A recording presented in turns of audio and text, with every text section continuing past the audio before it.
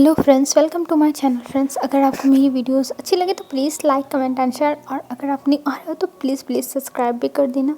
तो चलिए हम आज का पार्ट स्टार्ट करते हैं। हमने कल देखा था लान यी के कान में जो एक विलेज की औरत थी वो कुछ आइडिया दे के गई थी विंग से पीछा छुड़ाने के लिए, और इधर लैन वांगजी की फैमिली पूरी आ रही थी विलेज में। तो चलिए देखते हैं आगे क्या होता है। ठीक है, तो हमें आगे दिखाया जाता है इधर जो विंग था वो चुपचाप काम कर रहा था, और मैडम यू बस घूर घूर के विंग को देखी जा रही थी। एक टक लगा के वो विंग को देख रही थी, और विंग को ये सब देख के बड़ा अनकंफर्टेबल लग रहा था। वो सोच रहा था कि आखिर में मदर ऐसे मुझे क्यों देख रही है, पर विंग की हिम्मत नहीं हो रही थी कि वो जाके कुछ बोले, क्योंकि उसे पता है कि अगर वो जाके कुछ बोला तो उसे तो मार पड़नी पक्की है। और ये सोच के बस वो चुपचाप अपना काम कर रहा था, और वहीं डाइनिंग टेबल पर बैठ के मैडम यू उसको देख रही थी। और इस समय अभी रात का सीन था, अभी सब लोग डिनर करने के लिए आने वाले थे। तभी कुछ टाइम में वहाँ पे यानली आती है, और यानली आके बैठ जाती है और कहती है कि आज मॉम खाने में क्या है। तब जो मैडम यू थी वो ध्यान ही नहीं दे रही थी। तभी यानली फिर से कहती है मॉम खाने में आज क्या है, पर मैडम यू देख ही नहीं थी। तभी यानली मैडम यू का हाथ पकड़ के हिलाती है और कहती है मॉम आप किस ख्यालों में खोई हुई हो, मैं पूछ रही हूँ आज खाने में क्या है। तब मैडम यू देखती है यानली को और कहती है हाँ देखो ये सब है। और ये कह के वो एक एक चीज़ से वो उसके ऊपर का जो ढका हुआ था उसको हटाने लगती और दिखाने लगती कि ये चीज़ें बनी हैं। तब वो देखती हैं और कहती हैं ठीक है, और ये कह के वो फिर अभी वेट करने लगी। तभी वहाँ पे फेमियान आते हैं और फेमियान आके बैठ जाते हैं। तब पूरी फैमिली उनकी खाना खाना स्टार्ट कर देती है, और इधर विंग चुपचाप काम कर रहा था। पर मैडम यू की ध्यान जो थी वो बार बार विंग पे ही जाती, और वो विंग को देख देख के कुछ सोच रही थी। और ये चीज़ जो फेमियान है वो नोटिस करते हैं, और जो मैडम यू थी उन्हें देखते हैं और कहते हैं यू क्या हुआ, तुम ऐसे क्यों बिहेव कर रही हो, क्या हुआ है, कुछ हुआ है। तब मैडम यू देखती है फरमियान की तरफ और कहती है नहीं फरमियान कुछ नहीं हुआ है, बस मैं ऐसे ही कुछ सोच रही थी। तब जो फरमियान थे वो कहते हैं ठीक है, और ये कह के वो अपना जो डिनर था उसे कंप्लीट करते हैं और वहाँ से चले जाते हैं। और इधर जो मैडम यू थी वो भी खा के चली गई थी रूम में। और इधर हमें विंग को दिखाते हैं, जब सब लोग चले जाते हैं तब विंग बैठता है, अपना खाना निकालता है और वो खाने लगता है। तभी वहाँ पर ग्रैनी आती है और कहती है विंग क्या हुआ, तुम मेडिसिन ले रहे हो ना जो तुम्हारे बैक पे चोट लगी है। तब विंग कहता है हाँ ग्रैनी ले रहा हूँ, वही खाना खा के जा रहा हूँ लेने के लिए। और ये कहकर वो खाने लगता है। और इधर हमें मैडम यू के रूम में दिखाया जाता है। मैडम यू देखती हैं फेमियान जाके बिस्तर पर बैठे हुए हैं, ये देख के वो तुरंत जाती हैं फेमियान के पास और फेमियान से कहती हैं फेमियान मुझे तुमसे कुछ बात करनी है। तब फेमियान कहते हैं बोलो यू क्या बात करनी है। तब मैडम यू कहती हैं देखो तुम मेरे ऊपर गुस्सा मत करना, क्योंकि ये आइडिया बहुत अच्छा है और हमें इससे पैसे भी मिल जाएंगे, तुम बस देखना कि क्या होता है। तब जो फेमियान थे वो कहते हैं पर क्या बात है यू, मुझे कुछ समझ में नहीं आ रहा, तुम क्या कहना चाहती हो। तब जो मैडम यू थी वो देखती हैं फेमियान को और कहती हैं कि ठीक है, और ये कह के वो बैठ जाती हैं अच्छे से फेमियान के पास, और फेमियान का हाथ अपने हाथ में लेके कहती हैं देखो विंग को हम इस घर में रखना नहीं चाहते हैं। जब से विंग आया है तब से हमारी ज़िंदगी बर्बाद हो चुकी है, तुम्हें पता ही है कि हमारे साथ क्या क्या हुआ है। तो मैं चाहती थी अगर विंग को इस घर से निकाल दे तो। तब फेमियान कहते हैं यू मैं तुम्हारी बातें समझ रहा हूँ, लेकिन हम उसे निकाल के भेजेंगे कहाँ, उसके माँ बाप का तो पता है ही नहीं, वो लोग कहाँ चले गए, उसे हमारे पास दे गए, और अब हम उसे कहाँ पर छोड़ दें, मुझे ये नहीं समझ में आता है। और वैसे भी जहाँ जाएगा वहाँ हमारे ही नाम की बदनामी होगी। तब मैडम यू कहती हैं तुम इसकी टेंशन मत लो, मैंने कुछ सोचा है। तब फेमियान कहते हैं क्या यू, मुझे समझ में नहीं आया, तुम क्या कहना चाहती हो। तब मैडम यू कहती हैं एक्चुअली मैं ये कहना चाहती थी फेमियान कि अगर हम अपने पैसे जैसे हमने विंग के मॉम डैड से विंग को ख़रीदा था वैसे हम भी किसी को ले जाकर विंग को बेच दें। तब जो फेमियान थे वो कहते हैं यू तुम ये क्या कहना चाहती हो, ये ठीक नहीं है। तब मैडम यू खड़ी हो जाती है और कहती है फेमियान ये बिल्कुल ठीक है, जब हम उसके सगे माँ बाप से ख़रीद सकते हैं तो हम तो उसके सगे हैं ही नहीं, हम तो उसे बेच ही सकते हैं। और वैसे भी हमें उसको अपने घर में नहीं रखना चाहिए, वो एक पनौती है जिसे हम अपने घर में रख के बस अपने घर को बर्बाद कर डालें फेमियान, बर्बाद।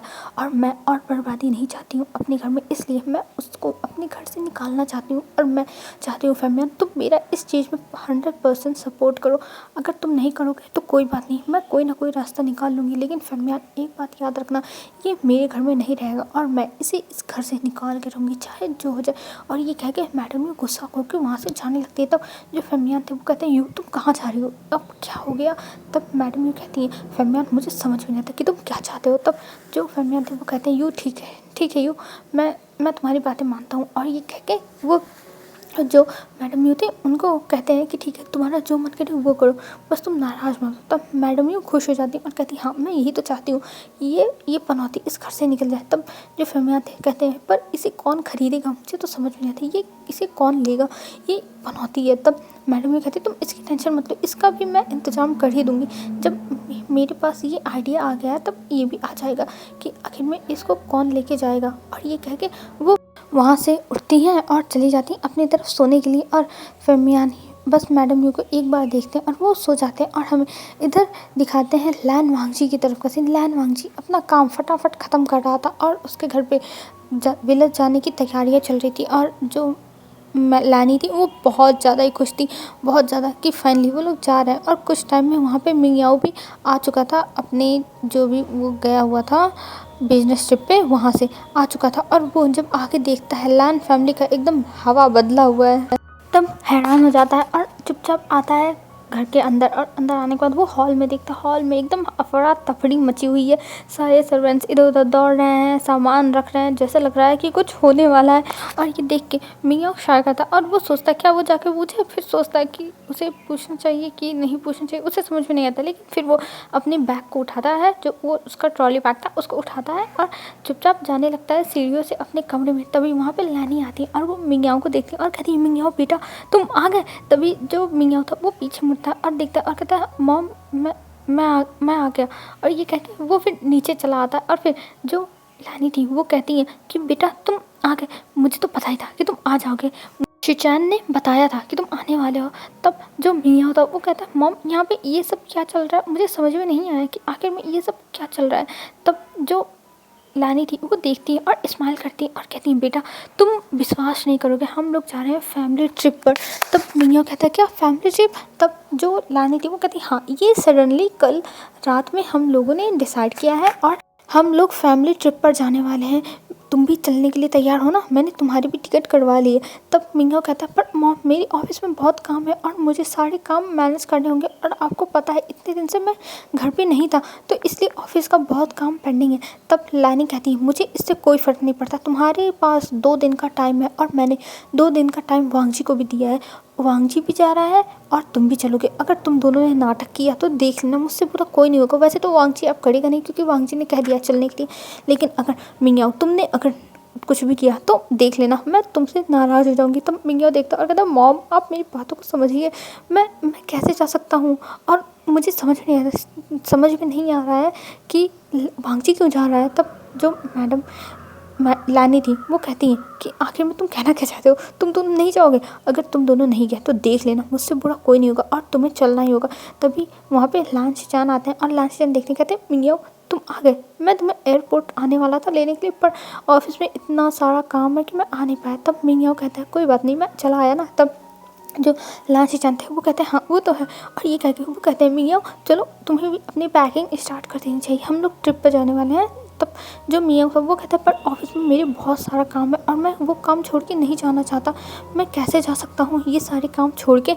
तब जो शिचान थे वो देखने लगते हैं। तब मैडम जो लानी थी वो कहती है कि नहीं तुम्हें चलना ही होगा, तुम्हें चलना ही होगा मियाँ, अगर तुम नहीं गए तो मुझसे कोई नहीं होगा। और ये कह के वो वहाँ से चली जाती है। तब जो लायन शिशान थे वो कहते हैं मियाँ तुम्हें चलना चाहिए, पहली बार हम लोग इतने सालों में ट्रिप पर जा रहे हैं और इस ट्रिप में वांगजी भी हमारे साथ है तो मैं चाहता हूँ तुम भी चलो। और ये कह के जो शिचान थे वो बहुत ही एक पपी आइज से देखने लगते हैं कि प्लीज़ मियाँ चलो नहीं तो सारा मज़ा ख़राब हो जाएगा। मतलब उनकी आंखों से ऐसा लग रहा था।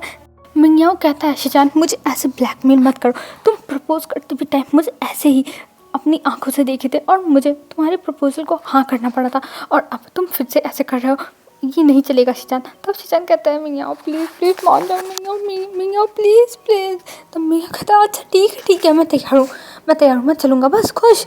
तब जो शिचान थे वो खुश रहते और मियाँ को गले लगा लेते हैं और कहते हैं हाँ मैं बहुत ज़्यादा खुश हूँ मियाँ बहुत ज़्यादा। और ये कह के वो वहाँ से आगे बढ़ जाते हैं, मतलब चले जाते हैं अपने कमरे में वो लोग। और हमें अब दिखाते हैं विंग की तरफ का सीन। विंग जो बैठा हुआ था अपने कमरे में और वहाँ पे मैडम भी चिल्ला रही थी और कह रही थी तुम शादी करोगे कैसे नहीं, तुम्हें करनी ही पड़ेगी, अगर तुमने शादी नहीं की तो मुझसे बुरा कोई नहीं होगा। और यहाँ पर जो जो मैडम लान है वो विंग की शादी फिक्स करती हैं दूसरे ज़मींदार के घर में, जिसकी अभी 4 वाइफ हैं, ठीक है। और वहाँ पे विंग की शादी करवाना चाहती है और विंग यहाँ पे रो रहा है और कह रहा है मुझे ये शादी नहीं करनी, मैं ये शादी नहीं करना चाहता, आप मेरी बातों को समझो, मुझे शादी नहीं करनी है, प्लीज़ मेरी बातों को मान जाओ, मैं नहीं करना चाहता। पर मैडम यू उसे देखती है और एक थप्पड़ लगाती है और कहती है तुम करोगे क्यों नहीं, तुम्हारे माँ बाप ने हमारे ऊपर तुम्हें थोप दिया और पता नहीं कहाँ भाग गए और आज तुम शादी नहीं करोगे, ये कैसे हो सकता है। और ये कह के जो मैडम लान थी वो विंग को कहती हैं कि तुम आज नीचे आने के लिए तैयार रहना, जब वो लोग आएंगे अगर तुम नीचे नहीं आए तो देख लेना, मुझसे बड़ा कोई नहीं होगा। और ये कह के वो वहाँ से चली जाती है और इधर विंग रो रहा था और कह रहा था मॉम डैड आपने मुझे क्यों छोड़ दिया, मैंने क्या किया था, मेरी क्या गलती थी मॉम डैड, मेरी क्या गलती थी। और ये कह के वो बहुत ज़्यादा ही रोने लगता है, पर यहाँ पे उसका सुनने वाला तो कोई नहीं। और वहाँ पे ग्रैनी आती है कुछ टाइम बाद और ग्रैनी विंग को देखती है और कहती है विंग तुम्हें यहाँ पे नहीं रहना चाहिए, तुम्हें यहाँ से चले जाना चाहिए विंग, तुम कहीं भी भाग जाओ, कहीं भी रह लेना, लेकिन इनके साथ मत रहो, इनके साथ रहोगे तो तुम्हारी ज़िंदगी और बर्बाद हो जाएगी। और ये लोग जिससे तुम्हारी शादी तय कर रहे हैं वो एक नंबर का बदतमीज़ इंसान है, वो बस ओमेगास का फ़ायदा उठाना जानता है और उसकी तो 4-5 वाइफ भी हैं, तुम कैसे सर्वाइव करोगे विंग वहाँ पे, तुम ये शादी मत करो। तब विंग रोने लगता और कहता है ग्रैनी मैं क्या करूँ ग्रैनी, ये लोग मेरी बात नहीं सुन रहे हैं, मुझे मार रहे हैं और मैं यहाँ से जाऊँगा तो कहाँ जाऊँगा, मैं नहीं जा सकता कहीं भी ग्रैनी, मैंने तो आज तक बाहर की दुनिया देखी नहीं है। तो ग्रैनी विंग का हाथ पकड़ती और कहती है विंग तुमने बाहर की दुनिया नहीं देखी है ये मुझे पता है, लेकिन तुम्हें यहाँ से जाना होगा, तुम्हें यहाँ से जाना ही होगा, नहीं तो इन लोग की कोई गारंटी नहीं ये लोग तुम्हारे साथ क्या करेंगे विंग, इसलिए मैं चाहती हूँ तुम यहाँ से चले जाओ विंग यहाँ से, फिर यहाँ पे लौट के कभी मत आना, तुम फुटपाथ पे रह के सर्वाइव कर लेना, पर यहाँ पे मत आना विंग मत आना। तब विंग कहता है पर ग्रैनी मैं कहाँ जाऊँगा, मैं किसी को नहीं जानता हूँ और ये लोग जो कहेंगे वो तो मुझे करना ही होगा। और ये कह के वो अपना सर नीचे कर लेता और रोने लगता और ग्रैनी विंग को चुप कराने लगती है और कहती विंग रो मत, तुम्हारा भी अच्छा समय आएगा, देखना ये सारी चीज़ें ख़त्म हो जाएंगी, एक दिन तुम्हारा भी अच्छा समय आएगा। और ये कह के विंग को सहलाने लगती और विंग बस चुपचाप वहाँ पे पड़ा हुआ था और उसे समझ में नहीं आता कि वो क्या करे। और इधर हमें दिखाते हैं जो मैडम लान थी उनके घर पे अब गेस्ट आ चुके थे जिसका नाम शूशे था, और शूशे आके बैठता है अपनी 4 वाइफ के साथ। और वहाँ पे जब बैठता है तब जो मैडम लान थी वो देखती है और कहती है फाइनली आप आ गए, हम अपने ओमेगा को ला रहे हैं। तब शूशे कहता है क्या सच में जैसा आपने बताया है कि वो बहुत ज़्यादा ब्यूटीफुल है, वो सच में ब्यूटीफुल है, अगर वो ब्यूटीफुल नहीं हुआ तो मैं आपको 1 रुपया नहीं दूंगा। तब मैडम यू हंसने लगते और कहती है नहीं मैंने जैसा कहा है वैसा ही है, वो बहुत ज़्यादा ही सुंदर है बहुत ज़्यादा, और आपका दिल उस पर तुरंत आ जाएगा। और हमें इधर विंग को दिखाते हैं, विंग को ज़बरदस्ती तैयार करवा दी थी मैडम वो मेड से, और विंग रो रहा था और कहता प्लीज़ मेरे साथ ऐसा मत करो। और वो मेड जो थी वो विंग को बहुत अच्छे से जानती है, विंग कितना ज़्यादा अच्छा है कितना ज़्यादा काइंड है, तो वो वहाँ पे बस रो रहा था, वो बैठा हुआ था और विंग कह रहा था प्लीज़ मेरे साथ ऐसा मत करिए, प्लीज़ मेरे साथ ऐसा मत करिए। और ये कह के वो बार बार हाथ पैर पकड़ रहा था लेकिन उसकी सुनने वाला कोई नहीं था। और यहाँ पर हमें मैडम यू को दिखाते हैं, जो मैडम यू अब विंग की शादी के लिए विंग को तैयार करके नीचे लाने के लिए ऊपर आई थी, और वो देखती है विंग को ये सब करते हुए। तब वो विंग के पास आते हैं और कहती है विंग अगर तुमने ये सब नाटक किया तो देखना मैं तुम्हें इतनी मार मारूंगी कि तुम अपने आप को पहचान नहीं पाओगे, और चुपचाप नीचे चलो, अगर तुम नीचे नहीं गए तो देख लेना मुझसे बड़ा कोई नहीं होगा। और ये कह के वो विंग को नीचे लेके जाती है, और विंग को देखते ही शूशे के मुँह में पानी आ जाता है और वो तुरंत विंग को पसंद कर लेता है। उसे विंग पसंद आ गया था, पर विंग चुपचाप सर नीचे करके बैठा हुआ था, वो बहुत ज़्यादा ही उदास था। और शूशे तुरंत कहता है कि मैं इस शादी के लिए तैयार हूँ, कब शादी करनी है। तब जो मैडम यू थी वो कहती है जब आप हमें पैसा दे देंगे तब शादी हो जाएगी। तब जो शूशे था वो हंसने लगता और कहता है ज़रूर मैं आपको आज ही पैसा दे दूँगा, लेकिन मुझे कल ही शादी करनी है। और ये सुनते ही विंग मैडम यू को देखने लगता है और उसकी आंखों में आंसू थे, वो बस एक टक मैडम यू को देखा और मैडम यू कहती है ज़रूर हो जाएगी। और ये कह के वो उन्हें एक चेक काट के देता और मैडम उस चेक को देख के उनकी आंखें चमक जाती। और इधर विंग रो रहा था, वो कहना चाहता था कि उसे ये शादी नहीं करनी, प्लीज़ उसे छोड़ दिया जाए, वो ये सब नहीं कर सकता, लेकिन उसकी सुनने वाली यहाँ पे कोई नहीं है, कोई भी विंग की हेल्प करने वाला नहीं है। और विंग बस रोता रह जाता और वहाँ से जो शूशे था वो कुछ टाइम बाद चले जाता है। फिर जो मैडम यू थी, वो कहती है फाइनली तुम्हारी शादी हो रही है और मुझे शादी का बहुत सारा तैयारी करना है। ओ माय गॉड, मेरे पास तो टाइम भी नहीं है ज़्यादा कि मैं कुछ और कर सकूं। मुझे तुम्हारी शादी की तैयारी करनी है। मैं क्या क्या करूं, मुझे तो समझ में नहीं। और वो पागलों की तरह हरकत कर रही थी और विंग बैठ के रो रहा था। और जो ग्रैनी थी वो विंग को समझा रही थी, विंग रो मत, सब कुछ ठीक हो जाएगा, विंग विंग रो मत। पर विंग विंग क्या करे, विंग की तो किस्मत ही खराब है, वो कुछ नहीं कर सकता। और विंग चला आता है अपने रूम में मतलब रोते हुए और आके अपने बेड पे बैठ जाता और बहुत ज़्यादा ही रोने लगता। और ग्रैनी वहाँ पे थी और ग्रैनी विंग को संभाल रही थी और कहती, विंग तुम रो मत, सब कुछ ठीक हो जाएगा, देखना गॉड तुम्हारे साथ बुरा नहीं करेंगे, गॉड सब कुछ अच्छा कर देंगे। तब विंग रोते हुए कहता है, ग्रैनी गॉड मेरे साथ कभी भी अच्छा नहीं करेंगे, कभी भी नहीं। देखो मेरी क्या हालत हो चुकी है, मुझे अब फिर से शादी कराया जा रहा है, शादी नहीं हो रही है, ये मुझे बेचा जा रहा है किसी और को। जैसे मेरी माँ बाप को, मेरे माँ बाप ने इनको बेच दिया था मुझे, और अब ये लोग किसी और को मुझे बेच रहे हैं। बस मेरा सौदा हो रहा है, बस सौदा। और ये कह के वो रोने लगता है और कहने उसे चुप कराती, पर विंग चुप नहीं होता। और ऐसे ही पूरी रात बीत जाती है। अब हमें नेक्स्ट डे का सीन दिखाया जाता है। नेक्स्ट डे जो विंग थी उसकी शादी की तैयारियां हो रही थी और वो शादी करने के लिए एकदम तैयार हो चुका था और वो रो भी रहा था। उसे समझ में नहीं आता वो क्या करे। और ग्रैनी तो सुबह से दिखाई नहीं देती कि आखिर में ग्रैनी गई तो गई कहाँ, ग्रैनी कहाँ है। विंग यही सोच रहा था और उसे समझ में नहीं आ रहा था कि ग्रैनी कहाँ हो आप।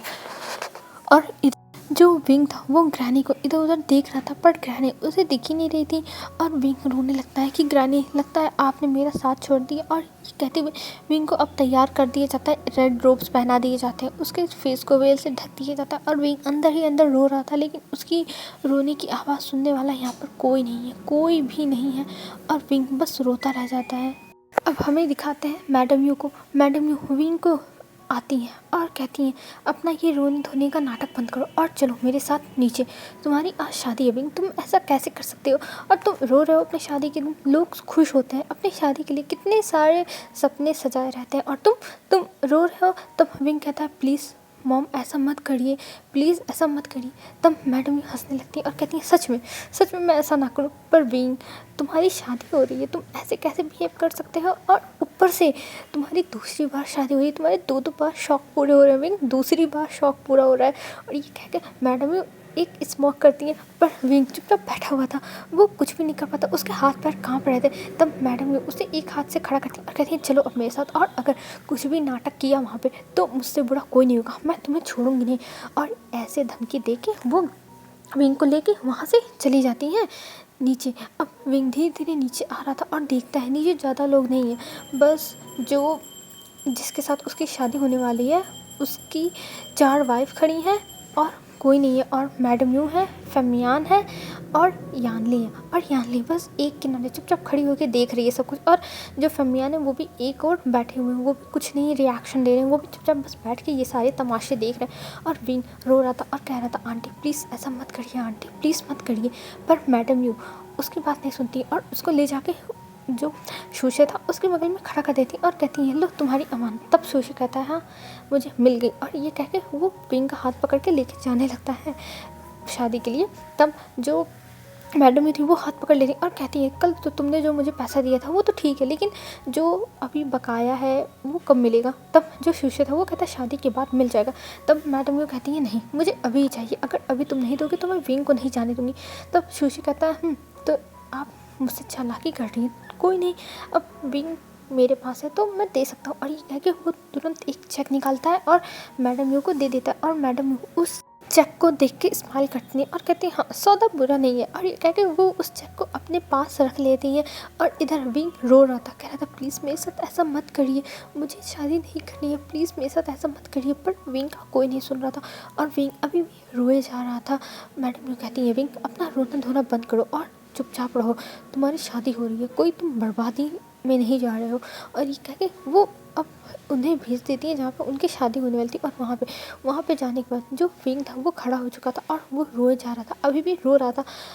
और जब प्रीस्ट स्टार्ट करते हैं उनकी शादी का रिचुअल, तभी जो मैडम यू था उनके घर के बाहर से बहुत सारे शोर आने लगे थे।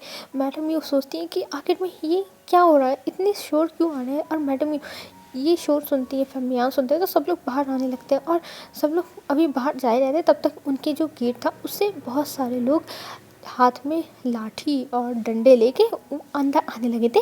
और अंदर आते हुए जो मैडम थे उन्हें देखते और कहते आप हमारे गांव में ऐसा कैसे कर सकती हैं, ये सब हमारे गांव में नहीं चलेगा। तब मैडम उन लोगों को देखती है और कहती है आखिर में हुआ क्या है, मैंने क्या कर दिया, मैंने तो कुछ किया ही नहीं है। तब वो लोग कहते हैं आप विंग की शादी कैसे शुशे के साथ करा सकती हैं, ऐसा नहीं हो सकता, विंग एक विडो है और एक विडो की शादी। तब मैडम यूँ कहती हैं हाँ मेरी मर्जी, मैं उसे अपने घर में नहीं रखना चाहती हूँ और इसीलिए मैं उसकी शादी शुशे से करा रही हूँ। तभी वहाँ से ग्रैनी आती है और जो सरपंच थे उन्हें कहती हैं ग्रैनी कि प्लीज़ आप हमारी मदद करिए, विंग वहाँ पे टॉर्चर होगा और कुछ नहीं, उसे शादी मत करनी चाहिए। तब जो सरपंच थे वो कहते आप टेंशन मत लीजिए, मैं बात कर रहा हूँ।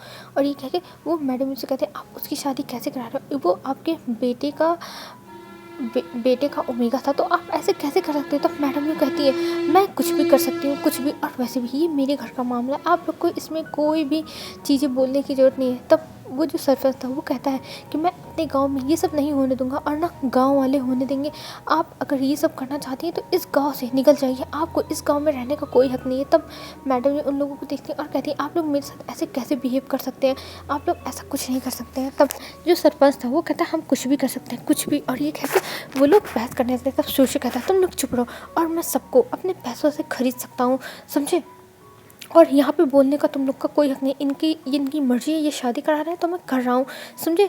तब जो ग्रैंड थी वो कहती है पर विंग की मर्जी नहीं है, विंग नहीं करना चाहता है। तब मैडम ये कहती है हाँ विंग की मर्जी यहाँ पे कोई नहीं जानना चाहता है, और आपको पता ही है यहाँ पे ओमेगा की मर्जी नहीं पूछी जाती है, बस उसके ऊपर फैसले थोप दिए जाते हैं, तो आप लोग ऐसा कुछ नहीं कर सकते हैं। तब जो ग्रैंड थी वो कहती है प्लीज़ आप ऐसा मत होने दीजिए सरपंच जी, प्लीज़ उसे बचा लीजिए। तब सरपंच जी कहते हैं विंग की शादी नहीं हो सकती, चाहे जो हो जाए, और विंग की शादी हम होने नहीं देंगे इस गांव में। तब मैडम यूँ कहती पर ये मेरे घर का मामला है ना कि इस गांव का। तब जो सरपंच थे वो कहते आप अगर शादी करेंगी तब सब लोग ऐसे ही बिगड़ जाएंगे, अगर शादी करवानी है तो विंग के मॉम डैड को, उसके माता पिता को आगे कहना होगा कि वो इस शादी के लिए तैयार है, और आप विंग का फैसला नहीं ले सकती हैं, क्योंकि हमें पता है क्योंकि आपका भले अल्फ़ा बेटे से विंग की शादी हुई थी, लेकिन विंग अभी विडो हो चुका है और वो अपने माँ बाप के पास जाके रह सकता है, इसके ऊपर आप लोग अपना जो भी है डिसीजन उसको थोप नहीं सकते हैं। तब मैडम कहती है हाँ इसके मॉडल जब से मेरा बेटा गया या फिर जब से ये इस घर में आया है तब से इसके माता पिता इसको देखने भी नहीं आए, तो उनकी कैसे इसके ऊपर हक हुई, और वैसे भी ये हमारा खा रहा है, हमारा दिया हुआ पहन रहा है, तो इसे हमारे हिसाब से चलना होगा। तब सरपंच कहते हैं नहीं ऐसा नहीं होगा, ऐसा बिल्कुल नहीं होगा, और ये कहते हैं वहाँ पे बहस होने लगती है, और ये बहस कम से कम आधे घंटे से चल रही थी, और विंग ये सब बस चुपचाप सर नीचे करके सुन रहा था। और शुशे गुस्सा होता वो कहता मुझे शादी करनी है, अगर मुझे शादी नहीं करनी है देख लें। तब वो लोग कहते हैं नहीं हम शादी नहीं करने देंगे, और ये सब सुन के शुशे इतना फ्रस्ट्रेट हो जाता है कि वो वहाँ से चला ही जाता है। वो कहता है मुझे ये शादी करनी नहीं है, और मिस यू आप मेरे जो पैसे हैं ली हैं वो मुझे वापस कर दीजिएगा। तब मिस यू कहती पर मैंने तो कहा ना कि ये शादी हो जाए, आप क्यों जा रहे हैं। तो शुशे से कहती है मैडम यू। तब जो शुशे था वो कहता है मुझे अब इस बवाल में नहीं पड़ना है, और वैसे भी मैं अपने गांव का एक इज्जतदार इंसान हूँ, और मुझे ये सब बवाल में नहीं पड़ना। जब आप लोग ये सब सॉर्ट आउट कर लीजिएगा तब मुझे बुला लीजिए। और ये कहकर शुशे चला जाता है, और विंग अभी भी चुपचाप खड़ा था, और इधर जो मैडम भी थी वो बहुत ज़्यादा गुस्से में थी, वो एकदम तिलमिला रही थी, उन्हें इतना गुस्सा आ रहा था। और जो ग्रैनी थी वो कहती हैं प्लीज़ आप मैडम ऐसा मत करिए। तब मैडम भी कहती हैं मैंने आपको इतनी इज्जत दी और आप आगे यहाँ पे ऐसे कर रही हैं, मैं आपको बताती हूँ आप आज से यहाँ पे काम नहीं करेंगी, आप मेरे घर से निकल जाइए। और ये कह के वो ग्रैनी को गुस्से में देखती है। तब ग्रैनी कहती हैं मुझे माफ़ कर दीजिए, लेकिन मैं किसी की ऐसी लाइफ बर्बाद होते हुए नहीं देख सकती थी, इसलिए मैंने ये सब किया। और ये कहते हुए मैडम यू की तरफ ग्रैनी देख रही थी, और तभी बाहर से ढेर सारी आवाज़ें आने लगती हैं। बाहर से बहुत सारे कार की आवाज़ें आ रही थी और हॉर्न बज रहे थे। ये जब सब लोग सुनते हैं तब सब लोग सोचते हैं कि आखिर में अब कौन आ गया, अब कौन सा बवाल आ गया। और जो बाहर गार्ड था वो जल्दी से भागता हुआ अंदर आता है, और वो बताता है कि कुछ लोग आए हैं और वो लोग दिखने में बहुत ज़्यादा अमीर लग रहे हैं, और वो लोग अभी अंदर आ रहे हैं, और उनके साथ बहुत सारे गार्ड्स हैं, बहुत सारे लोग हैं। और ये कहते हुए वो घबरा रहा था। तब मैडम कहती है तुम्हारे कहने का मतलब क्या है। तब वो कहता है वो लोग बहुत ज़्यादा डेंजरस लग रहे थे। सब लोग ब्लैक कलर का पहने हुए हैं और उसमें से 2 लोग आ रहे हैं और ये कह के वो एक्सप्लेन नहीं कर पा रहा था कि कौन आ रहा है। तब मैडम भी कहती हाँ, सबको बस मेरे ही पास आके बवाल मचाना है, सबको मैं देखती हूँ कौन है। और ये कहते वो लोग अब बाहर जाने लगे थे, जो पूरे गाँव वाले थे और मैडम यूफ मियान यानी सब लोग बाहर जा रहे थे। और ग्रैनी तुरंत विंग के पास चली जाती है और विंग से पूछने लगती तुम ठीक हो ना बेटा। और विंग ग्रैनी को देख के बहुत ज़्यादा रोने लगता है और कहता है हाँ हाँ ग्रैनी मैं ठीक हूँ ग्रैनी। हेलो फ्रेंड्स, आज के लिए बस इतना ही और हम कल देखते हैं आखिर में वो जो ब्लैक कार थी उसमें कौन आया है। और आप लोग अगर गेस कर सकते हो तो मुझे बताना ज़रूर कि कौन आया है, ठीक है। तो आज के लिए बस इतना ही फ्रेंड्स, बाय बाय फ्रेंड्स, कल मिलते हैं एक न्यू वीडियो में। और प्लीज़ कमेंट करके बताना कैसा लग रहा है स्टोरी, ठीक है।